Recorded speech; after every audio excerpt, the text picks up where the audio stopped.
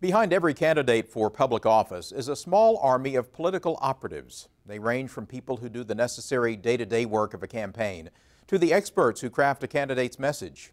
The public may not know their names, but politicians know exactly who they want to hire when it comes election time. Ever seen this man before? How about him? Or how about this one? They are but a handful of people who began their careers in politics in Oklahoma and eventually developed national reputations for being among the best political operatives in the business. As it turns out, Oklahoma is well known for producing top-notch political operatives. We have people in the state who take their expertise and apply it around the country. Oklahoma's actually really good at this. Oklahomans are good at this. I mean, the best political pollster in the U.S. is Ed Goaz, who is from Oklahoma. Ed Goaz, along with Democratic consultant Celinda Lake, produced the Battleground poll, which is seen as a bellwether indicator for the presidential race. Goaz cut his teeth in politics after graduating from Cameron University in Lawton, working in the 1976 congressional campaign of Frank Keating. There's expertise in this state that works all around the country. These political operatives people talk about who are in Oklahoma as if they were the shadowy figures working in the background, pulling strings on the puppets of politics. They do this work all over the country.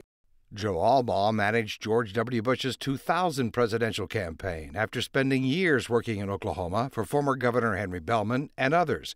And even though you may not know the name Fred Davis III, you've probably seen his work. I'm not a witch. I'm nothing you've heard. I'm you. Davis created the much-talked-about I'm Not a Witch commercial for U.S. Senate candidate Christine O'Donnell from Delaware.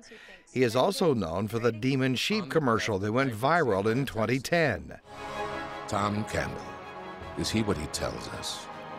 Or is he what he's become over the years? A FCINO, fiscal conservative in name only. The presidential campaign of Arizona Senator John McCain also relied on Davis, the nephew of Oklahoma U.S. Senator Jim Inhofe. Tom Cole created one of the nation's premier political consulting companies, Cole, Hargrave, Snodgrass and Associates, which continues to operate today, along with another of the state's top political firms, CMA Strategies. Its president, Pat McFerrin, prefers a label other than political operative. I prefer political hack, really, because, I mean,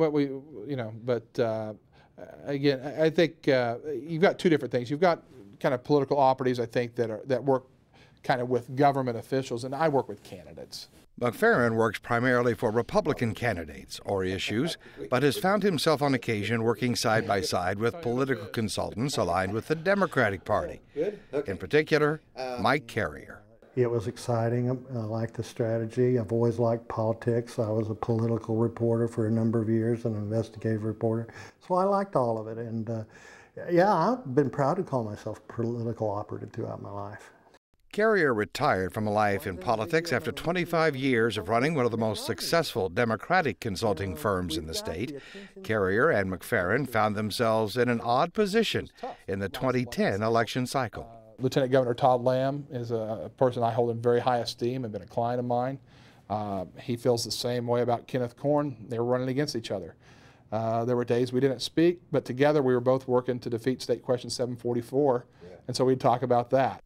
Being a political operative is not a male-only profession.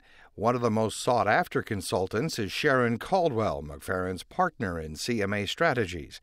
However, she routinely refuses to grant interviews, except to Republican-leaning publications like Pat McQuiggan's Capitol Beat OK.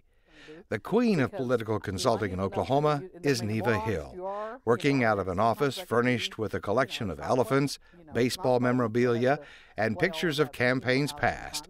Hill sees her job not so much as an operative, but more like someone leading a sports team.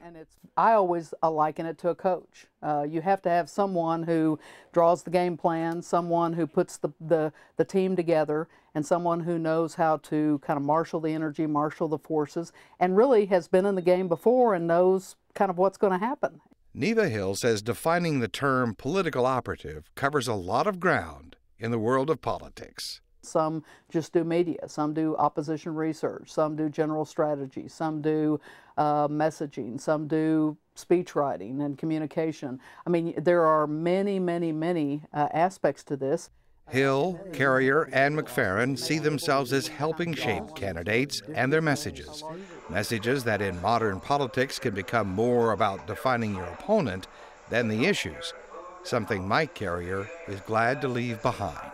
Even though my profession has been largely responsible for the tone of campaigns over the last 10 or 15 years, I detest what political campaigns have become, because they are all about polls, they're all about catchphrases, they're all about sound bites, and they're all about trivia instead of the actual issues. Carrier says while it is political operatives who craft the message and the tone of a politician's campaign, the extreme negativity that exists today is what the American people really seem to want.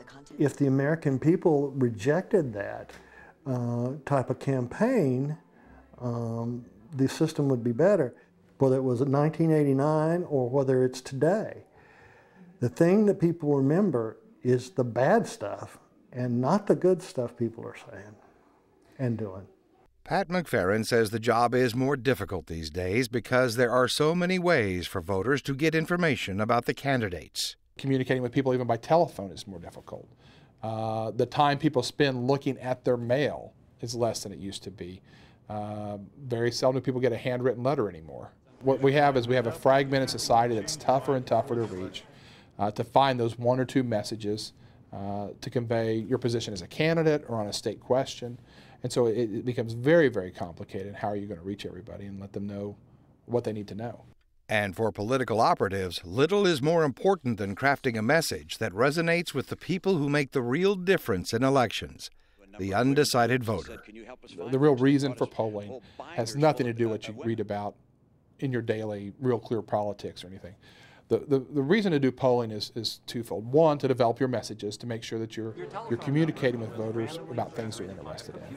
That generally happens very early in the campaign. The second thing is to understand where you're going to target your resources to reach that elusive, undecided voters. Campaigns are about contrast. I mean, the voter really, they like the information pretty well put into their hands where they can make a decision, but you have to connect the dots for them. You have to find new ways to bring them over to your way of thinking, to get them to mark that black arrow or to pull that lever on your side. And you have to find things that motivate them, and that's led to the advent, the growing industry of political operatives around this country.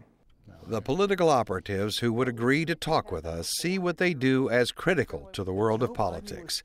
And while they may work in a world that involves a lot of mudslinging, at the end of the day, no matter which side of the aisle you work on, the mudslinging stops with the candidates.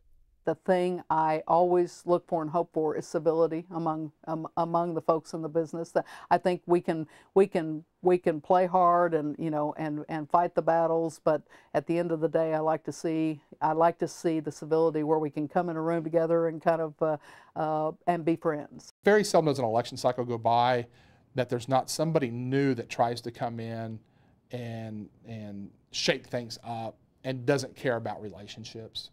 But they don't last very long. They'll last one cycle, two cycles. But some of my best friends are people that are on the other side of the aisle.